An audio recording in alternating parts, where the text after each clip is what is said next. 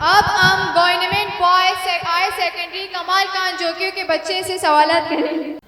आपका पहला सवाल, तरतीब के लिहाज से पहली सूरत कौन सी है? सूरह फातिहा। आपका जवाब दुरुस्त है।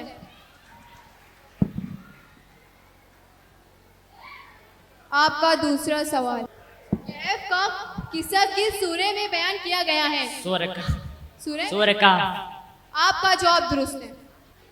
आपका तीसरा सवाल, हजरत अली की वालिदा का नाम बताइए। फातिमा बिनते असद। आपका जवाब दुरुस्त है। काबा की बुनियाद किसने रखा था? हजरत इब्राहिम अलैहिस्सलाम। आपका जवाब दुरुस्त है। रसूल सल्लल्लाहु अलैहि वसल्लम ने गुज़र तबूक के मौके पर मदीना में अमीर किसको मुकर्रर किया था? हजरत अली। आपका जवाब दुरुस्त है। दुआए कुनूत किस वक्त में पढ़ी जाती हैं? इशा। आपका जवाब दुरुस्त है। हुदैबिया मक्के से कितनी दूर है? 10 मील के मुफासिले पर। आपका जवाब दुरुस्त है। वही किस गार में नाजिल हुई?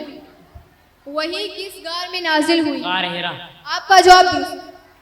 शब-ए मेराज कब होती है? 27 रजब। आपका जवाब दुरुस्त है। ज़कात के माने क्या है? पाकीज़गी। आपका जवाब दुरुस्त है।